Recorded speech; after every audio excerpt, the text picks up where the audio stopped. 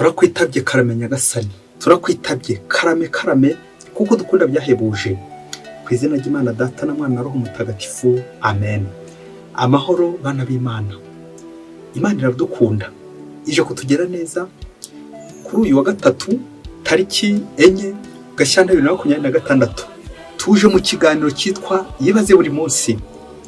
Nyuma y'uko amasomo atagatifu yatambutse, hari igihe dutera kwibaza bimwe tutasobanukiwe, kugira ngo asana komeze kudusobanurira buri munsi, kuko atadusobanuriye twasobanya. Aka kanya rero tuje muri iki kiganiro kiza kudufasha kugira ingingo tuza gusobanukirwaho, kubagiye batubaza ibibazo nyuma y'isomo rya mbere ryatambutse uno munsi. Ngaho fora ryari rihe, hari n'abatashoboye gusoma isomo ry'uno munsi. Niyo mpamvu rero nje kugira ngo ndisubiremo, hanyuma nze gukubwira icyo bibajije. Ariko nshatse nabanza ngakivuga ikibazo nabajijwe. Bambaje bati ese koko Dawudi ntiyarenganye? Akarengane ka Dawudi koko kiriya kintu yarakoze, uze kugicunga tugiye kugisoma mu kanya, koko cyagomberaga igihano nka kiriya yabonye? Noneho nawe ukomeze ugende wumva impamvu Dawudi yahawe kiriya gihano, kandi uko urabona nkaho atarakwiye kiriya gihano ukurikije nawe icyaha kiza kumugwaho. Isomo tugiye kwakira muri aka kanya turarivana mu gitabo cya kabiri cya Samweli, n'ibyo twazirikanye none kuwa gatatu w'icyumweru cya kane gisanzwe, imagi kane.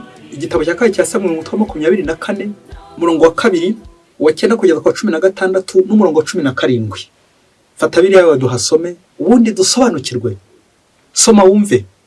Umwami Dawudi abwira Yowabu umugaba w'ingabo wari kumwe nawe ati, uzenguruke imiryango yose ya Isiraheli uhereye Dani ukagera Berisheba, maze ubarure imbaga kugira ngo umenye umubare wayo.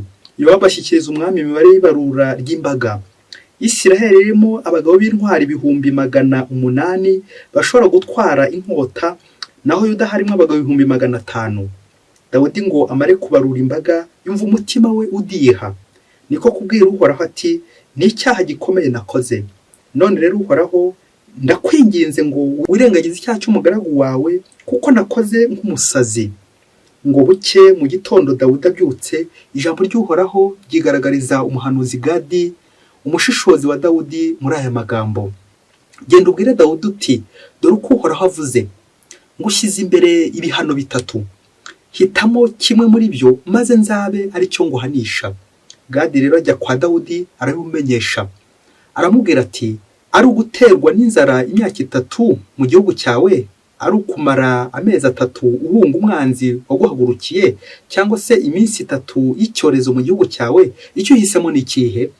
Ngaho rero tekereza neza, maze umbwire icyo ngomba gusubiza uwantumye. Dawudi asubiza Gadi ati, ubundi mu makuba akomeye cyane, reka tugwe mu biganza by'Uhoraho, kuko ari umunyambabazi, no kugira ngo ugwe mu biganza by'abantu.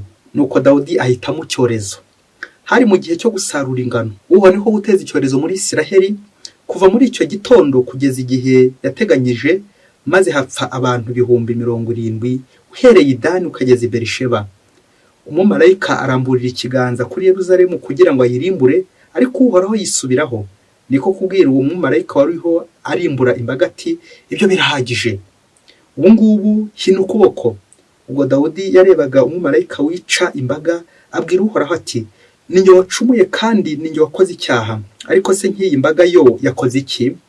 Ndakwinginze ngo abe ari njye uhanwa nabo mu rugo rwanjye. Iryo ni ijambo ry'Imana. Umwe muri comment ati, akarengane ka Dawudi. Dawudi yarenganye koko?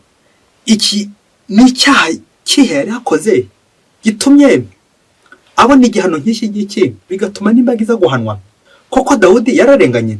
Ese kubarura imbaga koko ni icyaha gikwiriye kuba yabona kiriya gihano gikomeye bene kariya kageni? Ni ibibazo twagiye tubazwa.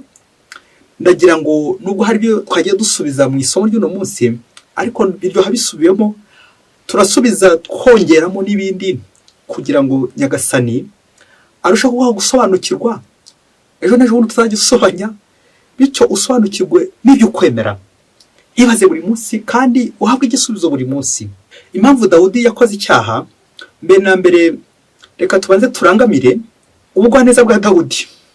Nubwo yari umunyabyaha bwose, ariko yumvaga vuba, akumva ikibi yakoze vuba, ngo yaramaze kubarura imbaga, ajya kumva mu mutima uri kudiha. Ngiye biranga nyine umuyoboke w'Imana, umukristo nyawe, ntabwo ari wa wundi udakora neza gusa, cyangwa ntabwo ari wa wundi wakoze nabi gusa, ahubwo ni uwumva ububi bw'icyaha, akumva umutima uri kudiha. Ngiye biranga umukristo, igihe cyose wakoze nabi urabyumva, n'igihe wakoze neza nabyo urabyumva. Kwibwiriza ukumva Imana wayihemukiye, nawe wongere ubanze uhagarara akanya gato. Nta kintu kiri kudiha mutima wawe, nanjye kuvuga gitari kizi nkomanga. Nuyumva ntugundize umutima wawe. Twese tuze gukora nka Dawudi. Icyaha cya Dawudi cyo kubarura imbaga gishingiye ku mpande eshatu. Impamvu ya mbere ni raison sociale, impamvu ya kabiri raison politique, impamvu ya gatatu raison économique. Reka duhere ku mpamvu ya mbere, raison sociale. Ubu buryo society icyo cyaha binanira kucyakira. Hari imvuga Kinyarwanda igira iti ntawe ubarura abana b'umubyeyi. Ni n'agasuzuguro nyine, kubona uri kubara umuntu uti n'agasuzuguro. Hari imvugo y'amashigira iti omenye wakanganja y'intakomba omudugo omumwenyu. Omenye wakanganja ntakomba omudugo omumwenyu, ngo uramenye wa mwana we. Uwo mugani bakunze kuwucira ku bana bataramanye na bagenzi babo, nuko yabona mugenzi ari gushaka umubara kugira ngo ntaze kumwigarurira, akamubwira ati umva ntumbare, njya wirinde kumbara, kuko sinya nkomba umwuko iwanyu mu rugo.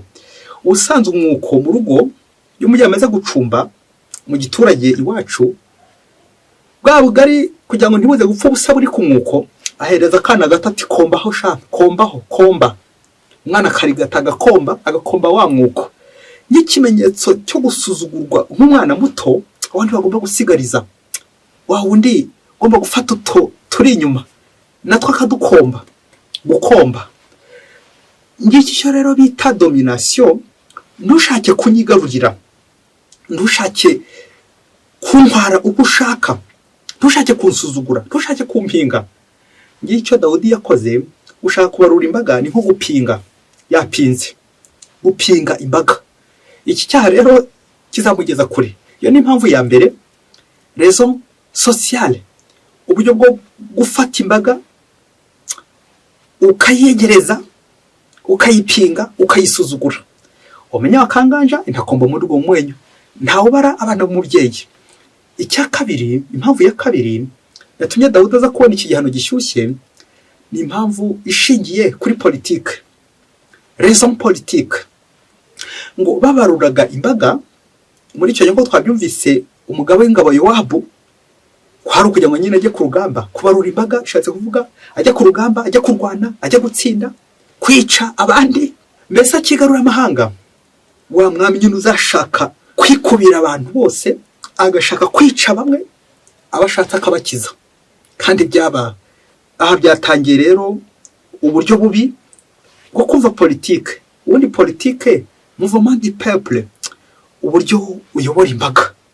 Ariko niba utangiye kwiyobora ukamera nk'wa mugabo urya utwe akarya n'utw'abandi, cyangwa wa mugabo uhagarara ku mirambo y'abayoboye, kwica bamwe kugira ngo uzamukire ku bandi, iki cyaha nawe kizakugeraho.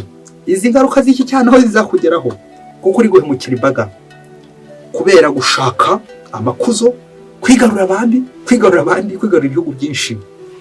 Impamvu ya gatatu ni impamvu ishingiye ku bukungu, raison économique. Aho kubarura nanone mu bihe bya kera ndetse no muri ibi bihe, byari bishingiye kugira ngo abayobozi bazamure ubukungu bw'igihugu, imisoro izamuke, ukandamiza abaturage ku misoro, kubategera ku misoro. Nuko bikaza kurangira abantu benshi ari gusora, buri wese ari gusora. Imbuga asanga nyine imbaga ishikamiwe, imbaga irashavuye, imbaga irabangamiwe. Ibi rero ntugire ngo bizababaza Imana gake, kuko Imana icyayo ni ukutubohora, ni ukuturuhura. Twebwe ab'isi tugashaka gutsikamira ba Nyarucari, bene ngofero, abuzukuru ba Rushati, tukabashyira ku munigo, tukabasoresha, tukababuza amahwemo, tukababuza uburyo. Ya Mana ikunda buri gihe kujya ku ruhande rw'umuntu urengana. None Dawudi niba akoze umubyeyi we, Uhoraho se wagize ngo ntazababara?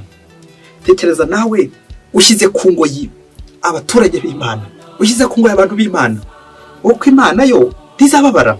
Ya Mana Nyirimpuhwe, ya Mana iruhura, ya Mana ibohora abantu bayo, igiye kumva ko Dawudi ari kubarura imbaga kugira ngo akandamize imbaga, kugira ngo yice kandi akize, kugira ngo yunguke byinshi, atere imbere mu bukungu, ariko imbere y'Imana ari gutera inyuma. Nguko kwikubira imbaga, ati abaturage banjye, abakristo banjye, inka zanjye, ingurube zanjye, imbwa zanjye, ibirura byanjye, injangwe zanjye, ibintu byose ukabigira ibyawe. Icyo cyaha ntabwo cyabura kubabaza Imana, kuko Imana niyo nyiri ibintu, niyo nyiri abantu. Imana ni byose, n'umusumba byose. None nawe nanjye turi gushaka gufata umwanya w'Imana ngo abariho tuzamukira. Iki cyaha cya Dawudi, iki cyaha kizagira ingaruka nyinshi ku mbaga y'Imana, icyorezo. Kuko nyine umuyobozi yasuzuguye Imana. Twahigira amasomo abiri, ndetse nari nawe waza kongeraho ikosa ry'umuyobozi. Igihano cy'umuyobozi kigera ku mbaga uko wabigenza kose. Umuyobozi wanyu niba yitwara nabi imbere y'Imana, reka tuvuge, n'ubundi namwe bizabagiraho ingaruka, wabishaka utabishaka. Niba umuyobozi udasenga, namwe bizabigiraho ingaruka. Niba umuyobozi nta buyoboke afite ku Mana, namwe bizabagiraho ingaruka. Niba padiri, umukristo, hari abantu ayobora ariko adasenga, navuga ko bikwiye guhura n'Imana, bizagira ingaruka mbi kuri ya mbaga. Isomo rya kabiri ngiye nakuramo, niba umuyobozi asenga, imbaga nayo nyine izegera Imana uko bikwiye, bizagirira akamaro iyo mbaga nyamwinshi. Niba umuyobozi ahembwa n'Imana, bizagera ku mbaga yose. Kandi umuyobozi ari guhombya imbaga, igihembo cy'umuyobozi ni nacyo gihembo cy'imbaga. Bishatse kutwibutsa ko umuyobozi yari gukora neza bigirira akamaro abashinzwe, yari gukora nabi nanone naho bagira ingaruka mbi bitewe n'amakosa y'umuyobozi. Bayobozi, mbega mwebwe. Mutagatifu Agustin hari interuro nziza yavuze atubwira twebwe abayobozi, twebwe turagiye intama. Ati umushumba ahumura impumuro y'intama, agira impumuro y'intama. Mwabashumba mwe, abashumba bazakubitwa nyinshi cyane, ariko abashumba beza aho mugiye akantu gace uturongo dutatu, bazagororerwa, bazishima, n'imbaga nayo yishime kubera umushumba mwiza. Iri somo rya Dawudi ahanwa bikaza kugira ingaruka mbi ku baturage, nawe nanjye nk'abayobozi bidukebusha. Duhavana amasomo no munsi, turebe uburyo tujya duhemukira imbaga, ibyo dukora nabi mu maso y'Imana, none imbaga ikaba iri mu kaga. Bamwe bari mu buhungiro, abandi bari kwicwa, abandi barashavuye, abandi babayeho nabi, abandi bari mu kaga, abandi babuze ubuhungiro, barashavuye, barababaye, bataye Imana. Rero no kwisubiraho, Nyagasani w'igihe atambutse isomo rye kugira ngo tugire icyo twiga. Aho nakoraga nabi nk'umuyobozi, aho narindagije imbaga nk'umuyobozi, nongere ngaruke, kuko nta cya Nyagasani atababarira. Burya umubyeyi we hari akantu keza nakunze. Umuhanga yaravuze ati, niba ushaka umuyobozi, umenye ko Imana yumva umuyobozi, aho umuyobozi avuga isengesho, Imana iramwumva. Rero wabuzwa n'iki wa mubyeyi we, niba uri umuyobozi kuko gushyikirana n'Imana? Niba uri umuyobozi nta banga ugirana n'Imana, umenye ko ubwami bwawe buzarangira nabi. Umuyobozi asagomye kugira ibanga agirana n'Imana. Akantu umuntu yakavuze ku ruhande ati, umuyobozi Imana iramwumva, umuyobozi isengesho ry'Imana iraryumva. Ariko hari n'akandi ngiye gusorezaho nako katambutse kagira kati, Vox populi vox Dei, la voix du peuple c'est la voix de Dieu. Ngo ijwi rya rubanda burya ni naryo jwi ry'Imana. Muyobozi, igihe cyose rubanda bari gutaka, uzamenye ko Imana izabumva. Igihe bari gutakambira Imana, Imana izabumva. Biragusaba rero gukora ku buryo uruhura imbaga. Nge nawe twe kwita abayobozi twe Nyagasani yashyizeho, ko Nyagasani yagutoye kwizeye agira ngo gutume ku kirero wamutamaje. Reka dusoreze ku mugisha umuyobozi agira. Umuyobozi wese azagira umugisha igihe cyose yitwaye neza, ari kuyobora imbaga kuri Kristo, ari kuyobora imbaga ku Mana, abashinzwe kabageza ku Mana.